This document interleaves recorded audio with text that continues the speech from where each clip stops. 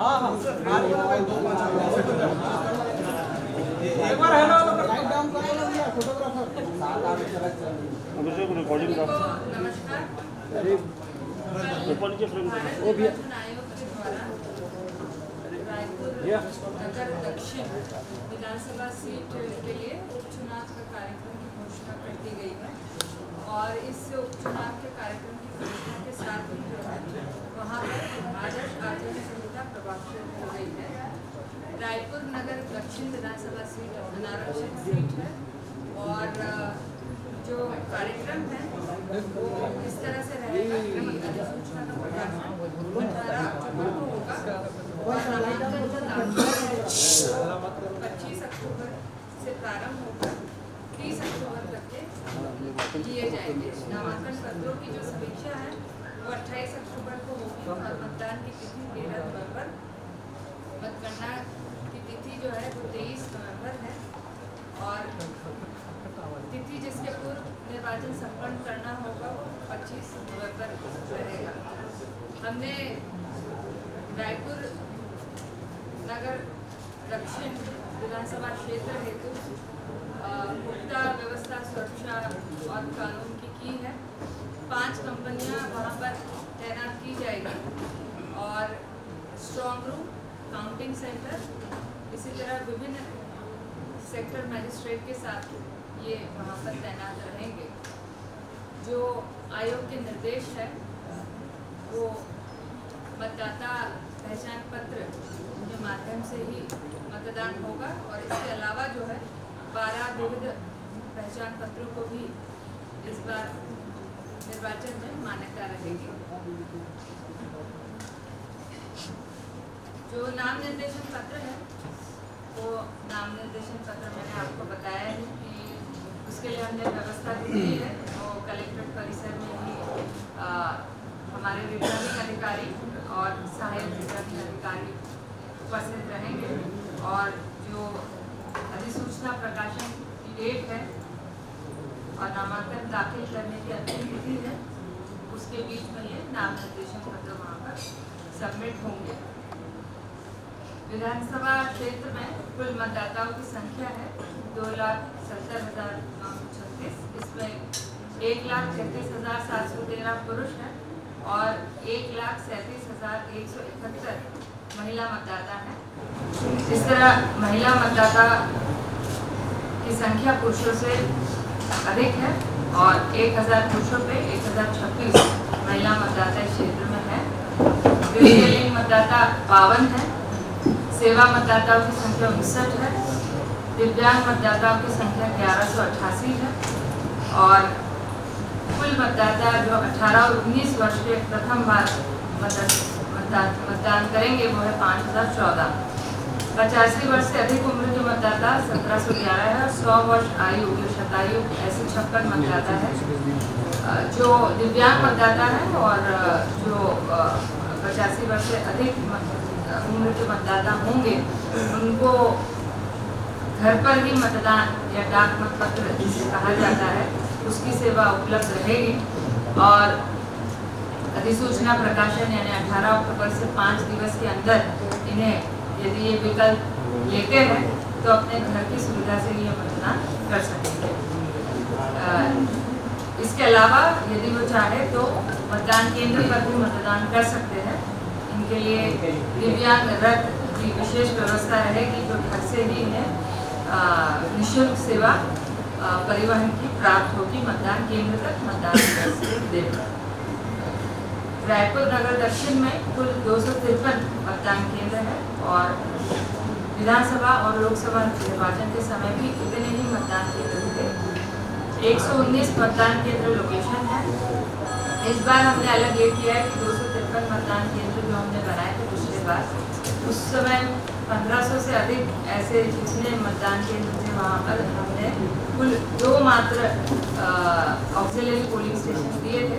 इस बार इस संख्या को हमने बढ़ा दिया है और 13 ऑक्सिलरी पोलिंग स्टेशन हमने बनाए हैं। सघन लोक जनसंख्या घनत्व का क्षेत्र है ये और हम उम्मीद करते हैं कि सुविधा के लिए ये काफ़ी कारगर और सहयोगी रहेगा। विधानसभा में 10 सरकारी मतदान केंद्र भी हम बनाएंगे, तो पूर्णतः महिला कर्मचारियों के द्वारा संचालित रहेगा। 5 आदर्श मतदान केंद्र, एक दिव्यांग गुट के द्वारा संचालित मतदान केंद्र और 5 पूर्णतः युवा द्वारा संचालित मतदान केंद्र रहेगा। और सभी बुजुर्ग जनों और दिव्यांग मतदाताओं की सहायता के लिए जो है मतदाता मित्र हम तैनात करेंगे। इनमें 253 मतदान केंद्रों में से 127 ऐसे मतदान केंद्र होंगे जहां पर सीधे लाइव वेबकास्टिंग भी होगा। जो मतदाता ईडीसी के लिए ऐसे निर्वाचन कर्मी जो कि ईडीसी के लिए पात्र होंगे, विधानसभा क्षेत्र में जिनकी ड्यूटी लगेगी और जो कि वहीं के मतदाता है, उन्हें ईडीसी का भी हम सहायता देंगे। इसके अलावा जो सेवा मतदाता है, उन्हें ईटीबीबीएमएस से भी मतदान करने की पात्रता रहेगी। इसके अलावा जितने निर्वाचन कर्मचारी वहाँ पर लगे होंगे, उनको यदि वो प्रारूप 12 में आवेदन करते हैं तो डाक मतपत्र के माध्यम से विहित सुविधा केंद्र के माध्यम से वो मतदान भी कर सकेंगे। नाम निर्देशन की व्यवस्था के लिए जिला मुख्यालय में हमने तैयारी की है और अभ्यर्थियों से ये आग्रह रहेगा कि जो आयोग के निर्देश है कि नामांकन कक्ष में कुल 5 व्यक्ति ही प्रवेश कर सकेंगे और जो रोड शो है उसमें भी मात्र 3 वाहनों की जो है पात्रता रहेगी। प्रचार प्रसार के लिए हमने स्वीप के माध्यम से कोशिश करेंगे कि अधिक से अधिक जो है मतदान का प्रतिशत रहे और 13 नवंबर को जो तय है मतदान दिवस, उस दिन जो है इलेक्ट्रॉनिक और प्रिंट मीडिया के माध्यम से मैं अपील सभी रायपुर नगर सेक्शन के मतदाताओं से करूँगी कि वे अवश्य अपने मताधिकार का प्रयोग करें। जो लोकसभा चुनाव हुए थे उस समय और विधानसभा में इस विधानसभा क्षेत्र का मतदान प्रतिशत जो है जिले के एवरेज से काफ़ी कम था, केवल 60% विधानसभा में और 61.4% जो है लोकसभा में यहाँ मतदान हुआ था। पूरे ज़िले का औसत जो है 66% रायपुर जिले का रहा है और राज्य 72% लोकसभा में यहाँ पर वोटिंग हुई थी। तो राज्य और जिले के औसत से भी इस विधानसभा क्षेत्र में काफ़ी कम मतदान का प्रतिशत रहा है। इस बार कोशिश अवश्य ये रहेगी कि अधिक से अधिक मतदाता जुड़े। जहाँ तक आदर्श आचरण संहिता का सवाल है, तो जो अद्यतन निर्देश है उनके आधार पर जो भी आयोग के इसमें डायरेक्शंस है कि यदि उपचुनाव घोषित होता है तो जनरली उपचुनाव का जो आदर्श आचरण संहिता का परिक्षेत्र होता है वो संपूर्ण जिला रहता है, परंतु यदि वो राज्य की राजधानी है या महानगर है अथवा किसी नगर निगम के अधीन आता है, तो ऐसे परिस्थिति में केवल उस विधानसभा क्षेत्र का परिसीमाएं या परिक्षेत्र ही मात्र आदर्श आचरण संहिता से प्रभावित रहेगा। तो हमारी आदर्श आचरण संहिता से संबंधित जो ट्रेनिंग हमने कलेक्टर्स की ली है, जिला निर्वाचन अधिकारी, रिटर्निंग अधिकारी, सभी को हमने इसके संदर्भ में निर्देश दिए हैं।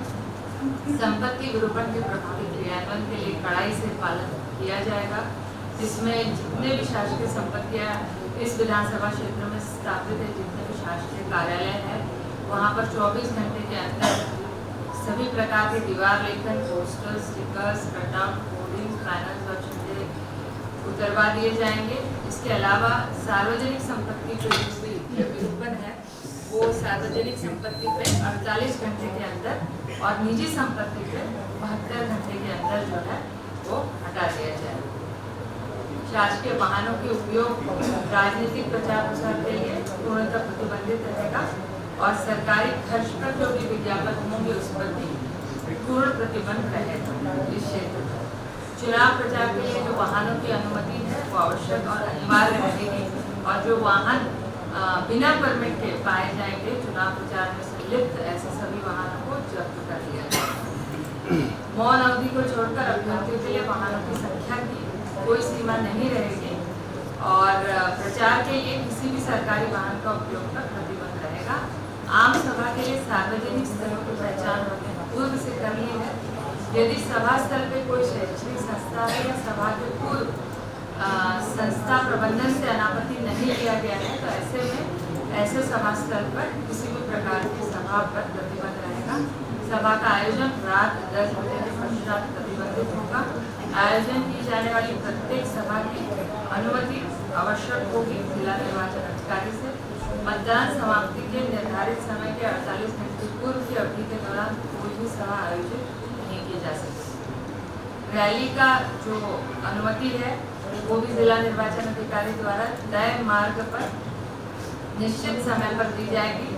इसमें रैली के प्रारंभ और अंत का जो निर्धारित समय है और स्थान है वो पूर्व से निश्चित होगा और रैली का मार्ग पूर्व से तय होगा, जिसका उल्लेख आवेदन में अभ्यर्थियों के द्वारा कर लिया जाए। यदि रैली की लंबाई अत्यधिक है तो इसमें फिर हम तोड़कर रैली की अनुमति देंगे। रैली में किसी भी तरह के अस्त्र शस्त्र लेकर प्रतिबंधित रहेगा और शालेय बच्चों को शालेय बच्चे या स्कूल यूनिफॉर्म में शालेय छात्र छात्राओं को रोड शो में जाना पूर्णतः प्रतिबंधित रहेगा। रोड शो की जो 10 से अधिक वाहनों की दशा में 10 वाहनों के भीतर 100 मीटर का अंतराल होना आवश्यक होगा और लाउड स्पीकर की अनुमति सर्वोच्च न्यायालय के द्वारा निर्धारित जो 10 बजे से 6 बजे प्रातः के समय है उसमें प्रतिबंधित रहेगा। अस्थायी जो प्रचार कार्यालय है वो अभ्यर्थी स्थापित करते हैं चुनाव के दौरान और उनके बारे में भी निर्देश का कड़ाई से पालन किया जाएगा और किसी भी शैक्षणिक संस्था या अस्पताल से लगे हुए पौधों में हम यह अनुमति नहीं देंगे। किसी भी मतदान केंद्र के 200 मीटर परिधि के भीतर या धार्मिक भवनों के भीतर ये प्रचार कार्यालय न लगाए जाए और सभी प्रकार के एप्लीकेशन सुविधा ऐप के माध्यम से ऑनलाइन भी आप दे सकते हैं। इसमें पहले आओ पहले पाओ के सिद्धांत पर जो है दी जाएगी। जहाँ तक निर्वाचन व्यय की सीमा है वो 40 लाख रहेगी और सभी अभ्यर्थियों को एक पृथक बैंक अकाउंट नामांकन दाखिल करने के कम से कम 1 दिन पूर्व खोलना होगा। नाम निर्देशन की तारीख से लेकर परिणाम की घोषणा तक दोनों तिथियों को सम्मिलित करते हुए समस्त व्यय इसी बैंक अकाउंट से आप वहन करेंगे और कम से कम 3 बार इस अकाउंट का सत्यापन या परीक्षण जो है आपको जिला निर्वाचन अधिकारी को करना होगा। सभी अभ्यर्थी जिनका की आपराधिक प्रवृत्ति है तो इसका प्रकाशन आपको अखबार में करना होगा और राजनीतिक दलों को भी इसके संबंध में जो उच्चतम न्यायालय के निर्देश है उनका कड़ाई से पालन करना सुनिश्चित करना होगा। व्यय नियंत्रण के लिए हमारे द्वारा 19 सेक्टर मजिस्ट्रेट्स की हमने नियुक्ति की है और 4 परमानेंट नाके हमने स्थापित किए हैं, 4 9 उड़नदल दस्ते और 12 जो है वो स्टैटिक फोर्सेस हमने लगाए हैं और 2 वीवीटी या वीडियो सर्वेलेंस टीम्स भी हमने लगाई है।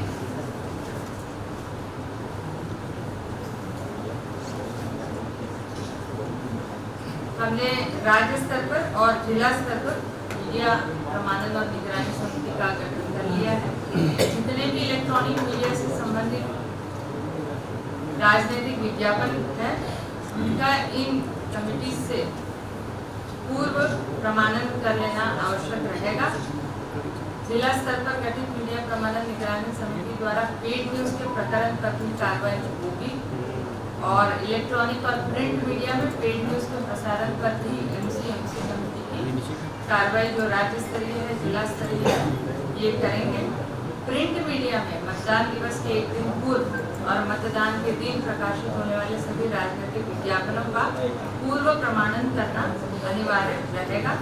निर्वाचन संबंधी किसी विज्ञापन पोस्टर पर्चे या किसी अन्य अभिलेख और पर उसके प्रकाशक और प्रिंटर का नाम पता मुद्रित होना अनिवार्य रहेगा।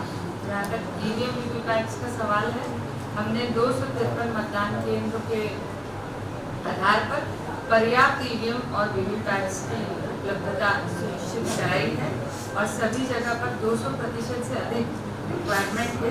हमारे ईवीएम और वीवीपैट्स का जो है वो FLC हो चुका है और आने वाले समय में अभ्यर्थियों की उपस्थिति में पूर्ण पारदर्शिता के साथ कमीशनिंग और तैयारी की जाएगी।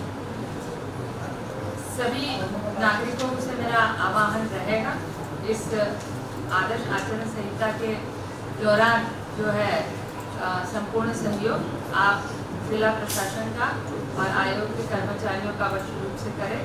इस दौरान कई त्यौहार है, दशहरा है, दिवाली है और आने वाला समय हमारे लिए हम रायपुर नगरीय क्षेत्र में ही क्योंकि ये सारे सेक्टर मजिस्ट्रेट और फ्लाइंग स्क्वाड्स रहेंगे, तो ऐसे समय में जनता को किसी प्रकार की असुविधा न हो, यह आयोग की मंशा है। परंतु आपके सहयोग की भी हम सबकी अपेक्षा रहेगी। सी-विजिल ऐप एक मोबाइल ऐप है जिसके माध्यम से अगर ऐसे प्रकरण आपके संज्ञान में आते हैं जहाँ पर मतदाता को प्रलोभन की सामग्री का वितरण अथवा किसी भी प्रकार से मतदाता का प्रलोभन किया जा रहा है, तो आप ऑनलाइन इस ऐप के माध्यम से जो है अपनी शिकायत को दर्ज कर सकते हैं। आयोग प्रतिबद्ध है कि 100 मिनट के अंदर इस शिकायत प्राप्त होने के भीतर कारगर कार्रवाई करेगी। सुविधा ऐप के माध्यम से कैंडिडेट्स भी जो है अपने एप्लीकेशन फाइल कर सकते हैं और अलग अलग प्रकार के जो है व्हीकल परमिशन है या सभा या रैली के लिए ऑनलाइन आवेदन करना है तो कर सकते हैं। यदि कोई वोटर हेल्पलाइन ऐप कोई वोटर अपने विभिन्न सुविधाओं को प्राप्त करना चाहते हैं, मैंने जैसा बताया कि 1 अक्टूबर जो है हमारी फाइनल कट ऑफ डेट है। इस चुनाव के लिए 1 अक्टूबर की तिथि में 2024 को जो भी 18 साल का होता है वो पात्र रहेगा मतदान करने के लिए। कल 15 अक्टूबर तक हमने सतत अभियान चलाकर नवीन मतदाताओं को जोड़ा है। ये सभी एप्लीकेशन जो हमें 15 अक्टूबर तक प्राप्त हुए हैं। इस बार एडवांस एप्लीकेशंस का भी हमने 1 साल पहले से जो सिस्टम प्रारंभ किया है, जब हम दिसंबर माह में ही जो है अगले साल के 4 क्वालिफाइंग डेट्स के एडवांस एप्लीकेशंस लेते हैं, तो ऑटोमेटिकली यदि हमारे पास ऐसे एप्लीकेशंस आए हैं तो वो भी ऑटोमेटिकली मतदाता सूची में जुड़ जाएंगे। तो सभी प्रथम बार जो मतदान करेंगे ऐसे सभी युवा मतदाताओं से भी हमारी अपील रहेगी कि वो आए और आकर अपने मताधिकार का प्रयोग करें। धन्यवाद। मैडम, रायपुर दक्षिण विधानसभा क्षेत्र जो है पिछले कई चुनावों से व्यय की लिहाज से संवेदनशील है और ये उसका असर नहीं, जितनी निर्धारित सीमा खर्च की उससे कई अधिक खर्चा होता है, इसको कैसे रोकेंगे? देखिए, हमने जो अभी देखा है विधानसभा के समय और लोकसभा के समय, वो रायपुर दक्षिण का एक डेटा मैं आप सभी से इस प्रेस नोट के माध्यम से भी शेयर करने वाली हूँ। पिछले चुनावों से कई गुना ज़्यादा जो है हमने इस बार विधानसभा में भी और लोकसभा में भी सीजर किया है। यदि हम राज्य को देखें तो लोकसभा में तकरीबन 61 करोड़ का सीजर हमने किया था, इसमें मात्र 25 करोड़ जो है 61 करोड़ पूरे राज्य के सीजर में से 25 करोड़ ये रायपुर जिले मात्र का मिला था और 25 करोड़ में से 2 करोड़ 72 लाख जो है जिसमें ये रायपुर दक्षिण के सीमा के अंतर्गत हमने सीजर किया है। इसमें विशेष रूप से 2 करोड़ 37 लाख का कैश, 191 लीटर और 100 किलो का गांजा या ड्रग्स और विविध प्रकार के हमने प्रलोभन सामग्रियों को जब्त किया है। तो हम प्रतिबद्ध हैं और कारगर कार्रवाई इस बार भी होगी, ये मैं आश्वस्त करती हूँ। मैम, जो पॉलिटिकल ऑब्जर्वर्स दूसरे राज्यों से आएंगे उनको दक्षिण विधानसभा के अंदर में या रायपुर में कहाँ तक की उनकी हत्या रही है? जो राज्य के बाहर से ऑब्जर्वर्स आते हैं वो पूरे रायपुर नगरीय क्षेत्र में, जैसे मैंने बताया कि जब नगर निगम क्षेत्र आता है तो वो रायपुर दक्षिण में ही लागू रहता है, परंतु जो पॉलिसी मैटर्स होते हैं या राज्य स्तर पर जो भी निर्णय होते हैं उसके संबंध में आयोग और ऑब्जर्वर और सीओ ऑफिस ये तीनों मिलकर के एक निष्पक्ष व्यू लेते हैं कि क्या ये निर्णय मतदाताओं को प्रलोभन या उनको इन्फ्लुएंस करने के लिए लिया जाए, तो ये व्यू लेकर ही वो जो है कार्रवाई करें। नहीं, जैसे आप कैबिनेट उसमें तो इट्स अ मैटर ऑफ क्या डिसाइड होता है क्या नहीं होता है, तो कारगर जो मॉडल कोड ऑफ कंडक्ट है, ठीक है, वो उस पर निर्धारित जो भी मापदंड है उससे तो गुजरना ही होगा किसी भी निर्णय में। नहीं मैम, उसमें सवाल ये है क्योंकि कोई फैसला अगर पूरे राज्य के परिप्रेक्ष्य में लिया जाता है तो उसमें रायपुर दक्षिण भी राज्य का ही हिस्सा है। वहाँ पे आपने कहा कि रायपुर दक्षिण विधानसभा प्रभावित तो वहाँ के भी लोग होंगे, तो इसलिए ये सवाल। परीक्षण का विषय होगा कि वो निर्णय क्या है, किसे प्रभावित करता है, किस तरह, ये परीक्षण का विषय है। Thank you. ठीक है।